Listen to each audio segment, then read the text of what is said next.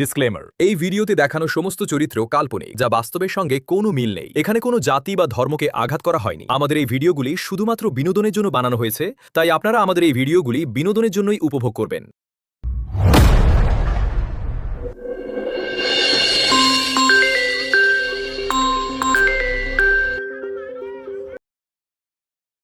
Hello Nasrin, কি করছিস? হ্যাঁ মা, বলো কেমন আছো? আমি ভালো আছি, তুই কেমন আছিস? হ্যাঁ মা, আমিও ভালো আছি। ভাই আর ভাবি কেমন আছে? সবাই ভালো আছে। যাই হোক, ওসব কথা বাদ দে। জামাই কি করছে? হ্যাঁ মা, এখন রাখছি, তোমার জামাই মাঠে যাচ্ছে, খাবারটা রেডি করে দিই। ঠিক আছে, তাহলে মনে করে পরে ফোন করিস। কি গো, খাবার রেডি হলো? দেরি হয়ে গেল তো, কাজে যেতে হবে। আমার কি 10টা হাত আছে যে বলা মাত্র রান্না হয়ে যাবে? একটু অপেক্ষা করো, খাবারটা রেডি হলে দিচ্ছি।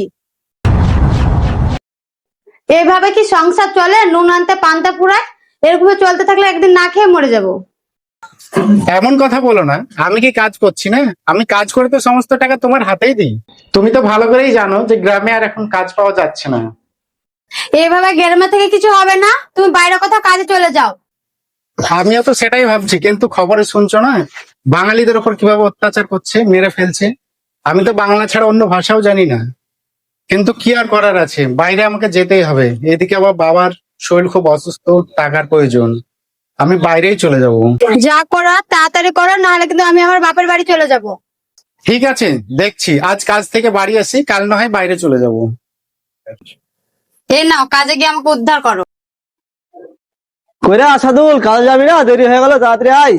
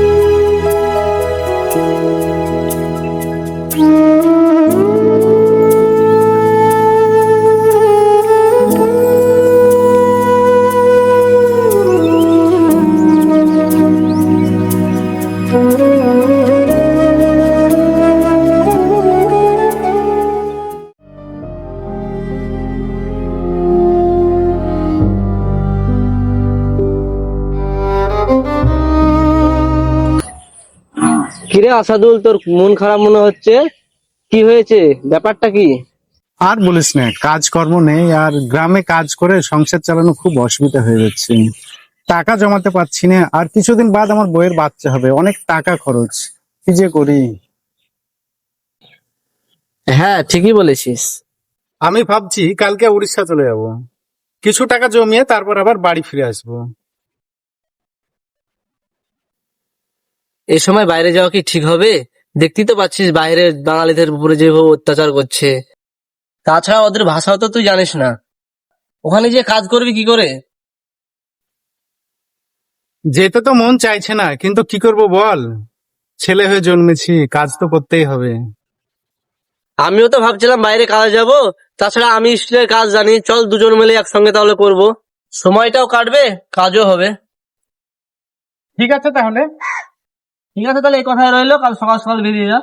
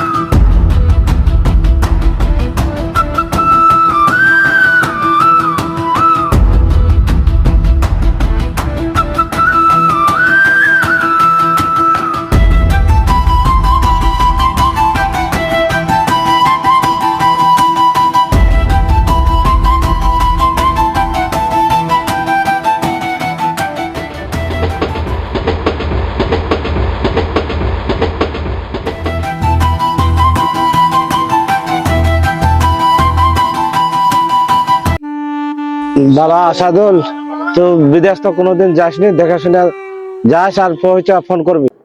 ঠিক আছে আব্বা, তুমি কোনো টেনশন করো না, আমি ওখানে পৌঁছে তোমাকে ফোন করব, আর তুমি ঠিকঠাক ওষুধ খেয়ে।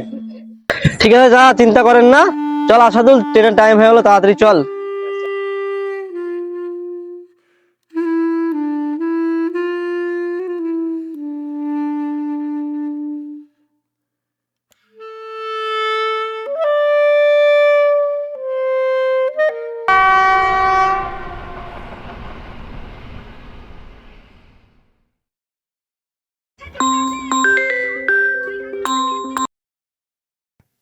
হ্যাঁ মা, বলো।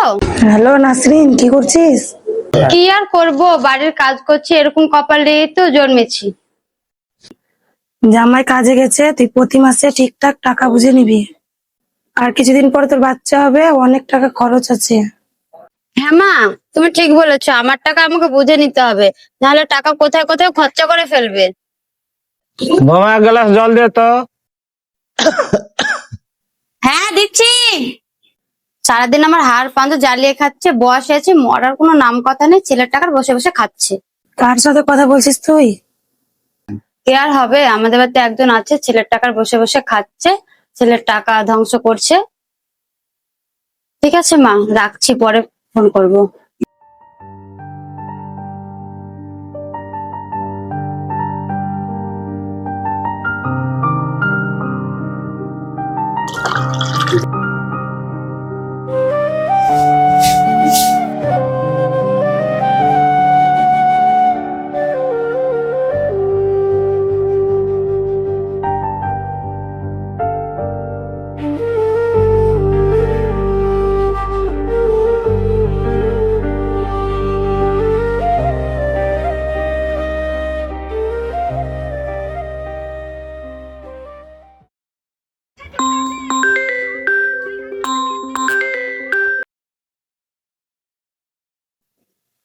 হ্যালো, কি করছো?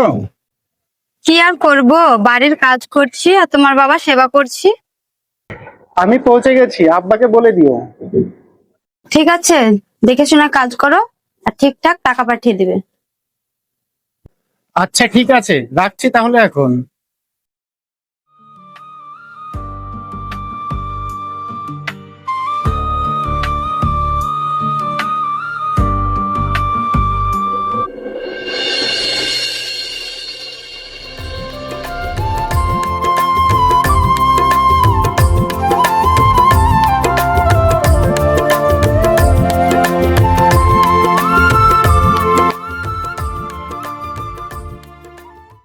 কি ব্যাপার, কোথায় গেছিলে?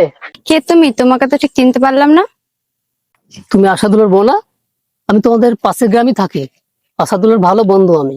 আসাদুলকে জিজ্ঞেস করবো, আসাদুল আমাকে চিনতে পারবে। এসব কথা বাদ দাও, একা একা কোথায় গেছিলে?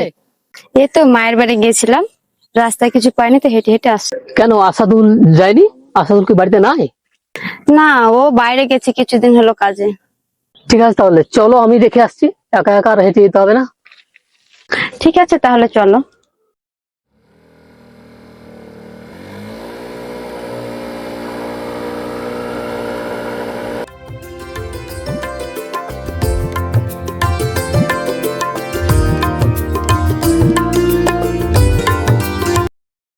কি ব্যাপার, মানিক খুব এই মেয়েটাকে নিয়ে ঘুরছে, এটা তো আসাদুলের বউ মনে হচ্ছে।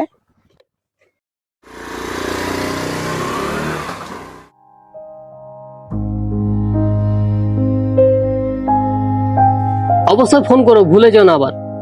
ঠিক আছে।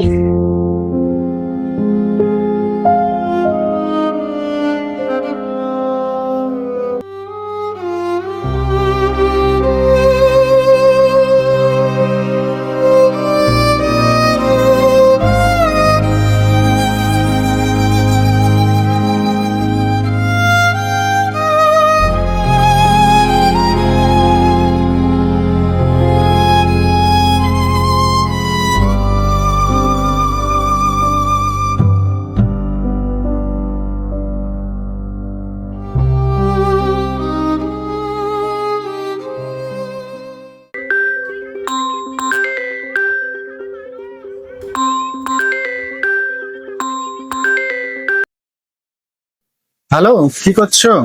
কি আর করবো বলো, তোমার বাপের সেবা যত্ন করছে, এইভাবে দিন চলে যাচ্ছে। তুমি যে প্রতি মাসে 5,000 টাকা করে পাঠাচ্ছ, তাতে কি সংসার চলে? পরের মাসে টাকা বেশি করে পাঠাবে।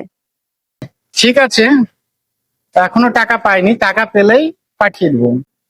ঠিক আছে, পরে ফোন করব।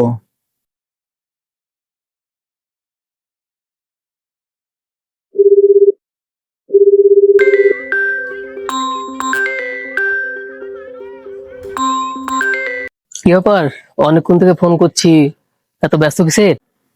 আর বলো না, মা ফোন করেছিল। আচ্ছা, একটা কথা জিজ্ঞেস করবো, তোমার স্বামী মাসে মাসে কত করে টাকা পাঠায়? ও যা টাকা পাঠায় ঠিকঠাক সংসারই চলে না। ওকে আমি বলেছি বেশি করে টাকা পাঠাও, টাকা পাঠার কোনো নামই নেই। ও তাই? হ্যাঁ বলছি, তুমি কি কাজ করো? আমি একটা বড় কোম্পানিতে কাজ করি, ম্যানেজার পোস্টে আছি। ও তাই, তাহলে তো তুমি ভালোই ইনকাম করো। হ্যাঁ, মোটামুটি ভালোই ইনকাম হয়। ঠিক আছে, তাহলে রাখছি এখন। ঠিক আছে তাহলে।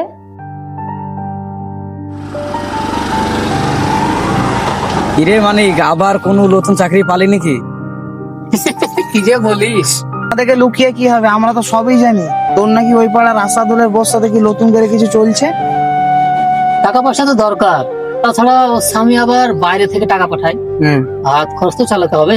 আমাদের তো কপাল নাই রে ভাই, তুই তো ভালোই আছিস। ঠিক আছে, তাহলে তোরা তাহলে থাক, আমি ডিউটিটা সেরে আসি। আজ কিছু টাকা দেওয়ার কথা আছে। তুই তো ভালোই আছিস, আমাদেরকেও একটা এরকম চাকরি টাকরি পাইয়ে দে। ঠিক আছে, সেরকম পেলে তোদেরকে জানিয়ে দেবো।